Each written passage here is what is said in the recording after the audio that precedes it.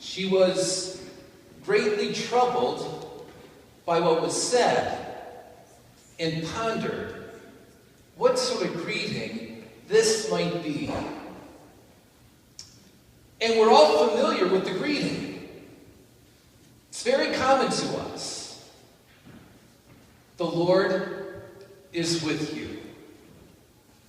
And Mary doesn't say, and also with your spirit.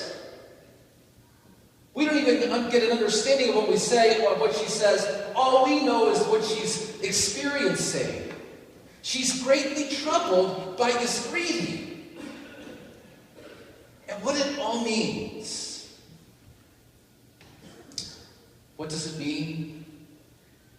Humanity has been waiting for someone to respond to this greeting from the very beginning of time.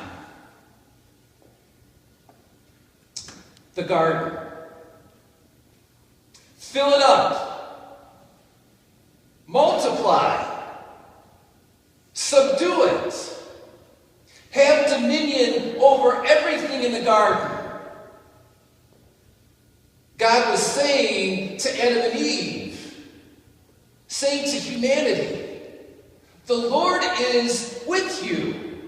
Fill it up. Multiply.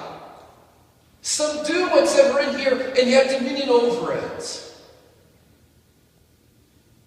Not to take full control and not to be out of control, but to care for what you have been given. Nurture it.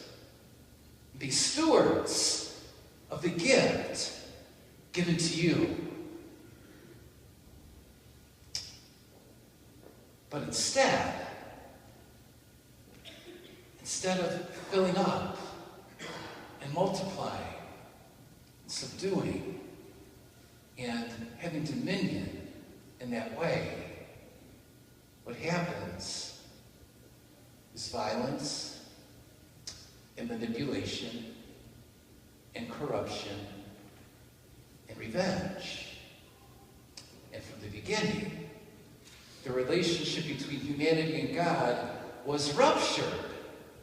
And we've been waiting for someone to hear that greeting and to respond to it with an open heart and open mind and an open spirit so that the world could have life.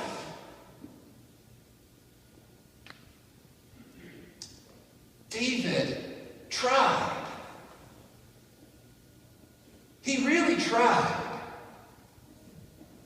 He had a good relationship with God, so much so that after going out to war and defending his people, after having gone through so much work, we hear in that first reading that God tells him, take it easy.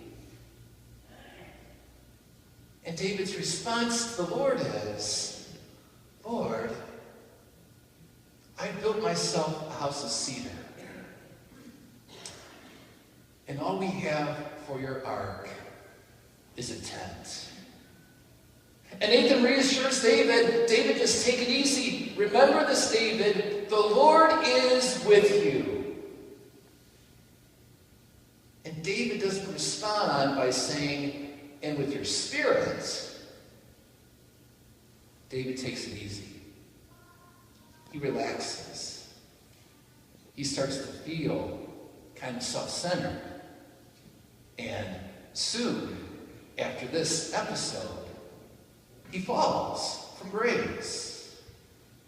But not until Nathan reassures the people of Israel that David's house will live forever, for all generations.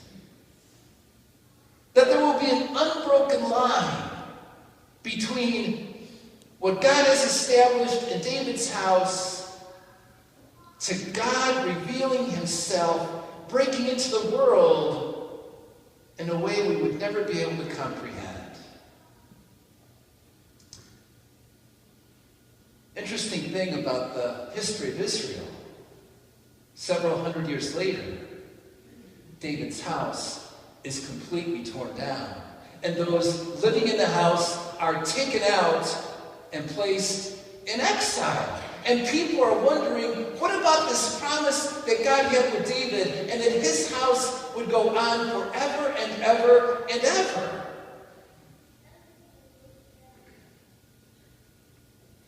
Couple another 100 years. An angel appears to a young virgin child named Mary, betrothed to her husband Joseph, of the house of David. And a greeting.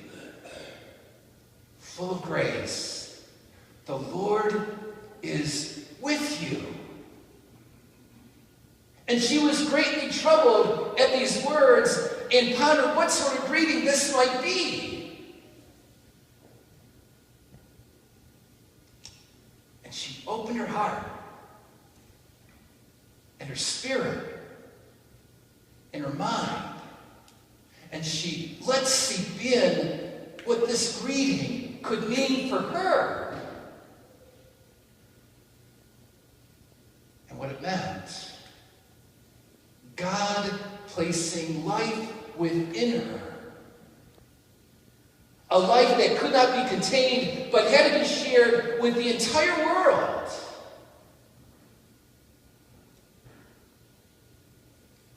What humanity had waited for, it happened in the most extraordinary way. Do we believe it? Powerful story. Do we believe it? The Lord is with you and with your spirit.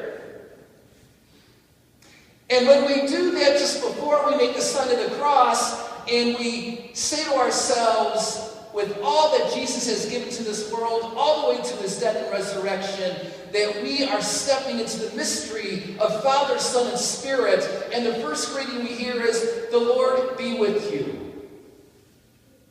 And an open mind, an open heart, an open spirit allows to seep in what happens next. What we probably need the most. God's mercy. Lord, have mercy. Christ, have mercy. Lord, have mercy.